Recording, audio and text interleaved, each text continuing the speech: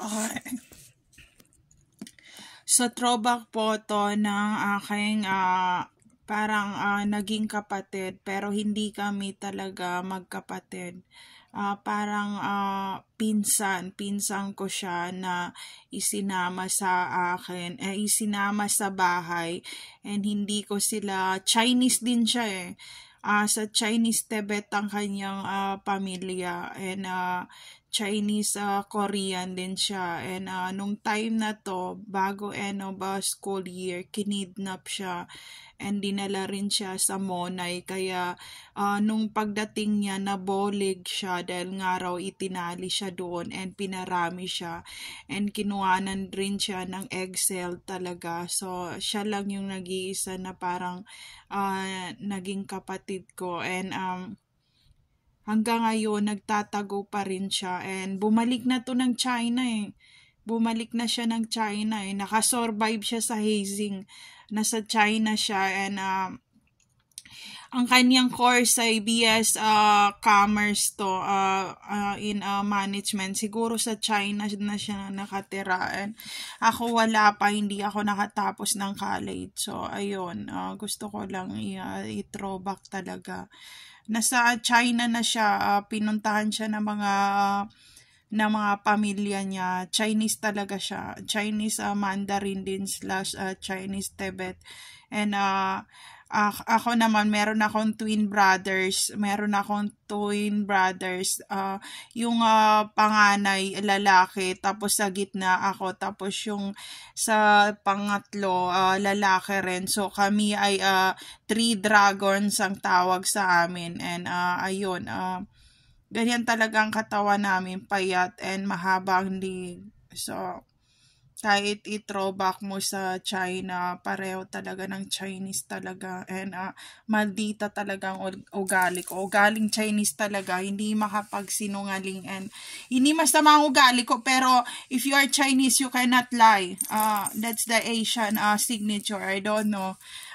Very straight on the point magsalita, kaya ayaw ng taga-US din kasi straight talaga magsalita. So ayun, I throwback Hero and Gabby sa photo, parang Gabby's and Heroes ngayon na year 2023. So ito yung Hero and Gabby, and this is Mommy and my naging sister, but she is not my sister. She is a cousin or long family cousin from China, Tibet, and because in Mindanao we're kinda hashtag kidnap Asian before the last martial law.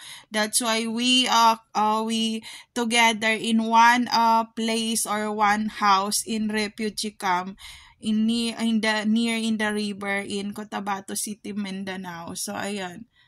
But I see all of my cousin in the city of Cotabato City, Mindanao. That's why it's not hard for me to find money for transportation or pamasahe, ganyan, kasi nandoon sila lahat. Nandoon sila. So nung pumunta kami ng Hong Kong, nandoon din yung mga relatives namin. So we're relatives is sa ano talaga, sa Hong Kong, in the rich village or subdivision near in the mountain in Hong Kong. So ayun, siya hindi sila sa farm, siya farmer ang kanyang farmer sa China, Tibet ang kanyang mga magulang. Yung naging kumbaga naging sister ko, and kami ay sa Hong Kong City, sa main city talaga ng Hong Kong lumaki. Plus siya, wala siyang story ng black belter, and ako yung may story ng black belter /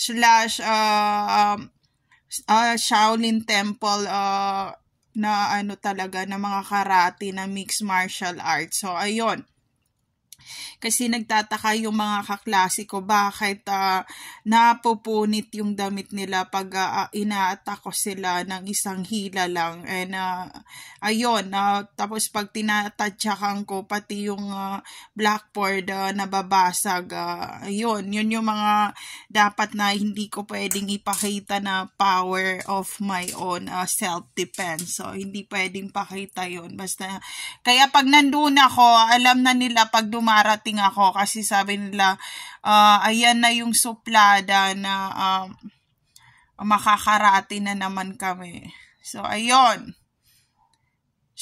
Yung isang legs ko, nagkaroon siya ng lupus, kaya hindi pareho. Yung isa maliit, diba? Maliit yan, nagkaroon ng lupus, tapos ito yung natural talaga na legs ko. And lumiliit itong isang legs ko talaga. Kaya hindi ako makalabas ng bahay.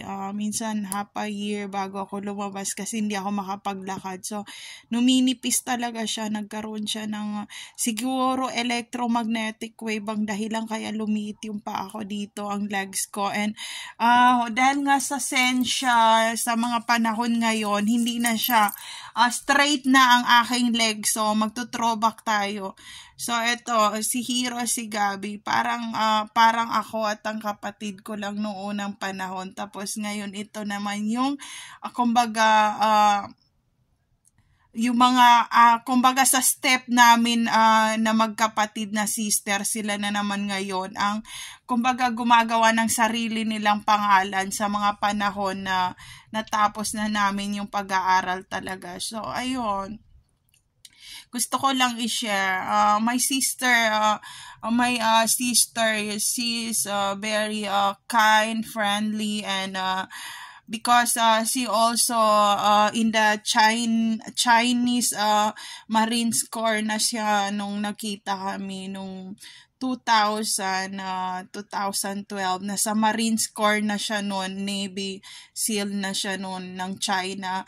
Nakita ko pa sa barko hinabol sila ng mga walker tapos sinara nila yung container van and nag-viral yun. Marine Corps na siya.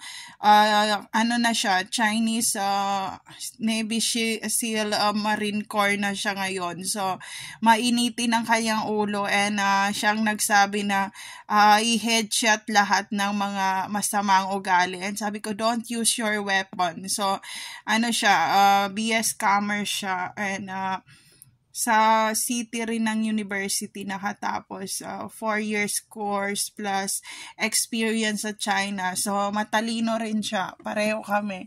Ako lang ang nakidnap talaga na matagal, more than 20th century bago nakalabas sa bahay dahil kay Hiro at kay Gabi. So, ngayon si Hiro, si Gabi naman ang gagawa ng mga trials bago sila makatapos ng college. So, ganun ang Chinese. Lahat ng bagay pinaghihirapan sa China. Ultimo isang butil ng bigas binibilang. Ganon sila, lahat ng bagay binibilang. And hindi sila pwedeng pagnakawan or lamangan kasi matalino sila sa math. So, ayun. Hindi sila gumagamit ng calculator. So, ayan. So, ito yung aking legs na ngayon. Tapos, ito yung na-shake hands ko yung itong time. Yung time na to, na-shake hands ko yung principal sa school talaga. And ayan, umayos naman yung legs ko. Yung lupus ko ay naalis naman din. Tingnan nyo, nag-straight legs naman ako. And sabi ng asawa ko, uwi na tayo, babe, kasi ayoko makita yung straight legs mo na very straight talaga. So, ayun, sabi niya, hi, hello, ma'am, ganito, ganyan, pwede po pa selfie, ganyan. And sabi ko, hindi ako teacher dito. So, ayan, nagtitennis kami ni Hiro, ni Gabi. And, nakaka-score na ako sa tennis, and sinabi naman ng asawa ko, Nabi, hinto na sa tennis kasi nga nalalamangan mo ko ng score, and ayoko, and nalalamangan din ni Hero ni Gabi ng score sa tennis, and sabi niya, awat Nabi, nalalamangan niyo ko ng score and I hate it. Yun ang sabi niya.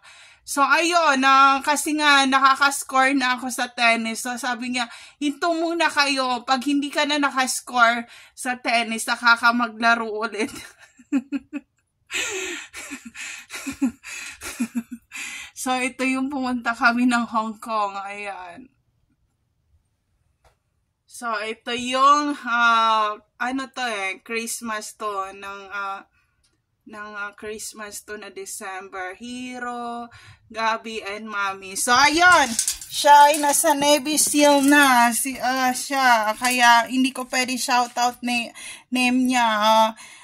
Congratulations. Mahirap din pinagdaanan niya para lang makapasok talaga sa kung anong meron siya. And nagtatago siya ngayon. And I don't wanna shout out her or name her, basta alam niya na yon. So, ayun, meron na rin siya mga family. So, hindi pwedeng pakita mga baby niya kasi, Marine Corps siya. Baka anong gawin sa mga anak niya. So, dahil ako, housewife ako, it's okay to expose all those photos, diba? To inspire other people na targeted individual like me na we are proud to be Cotabateños in Mindanao, that we're kumbaga, educated and civilized people, being Asian, not being rich.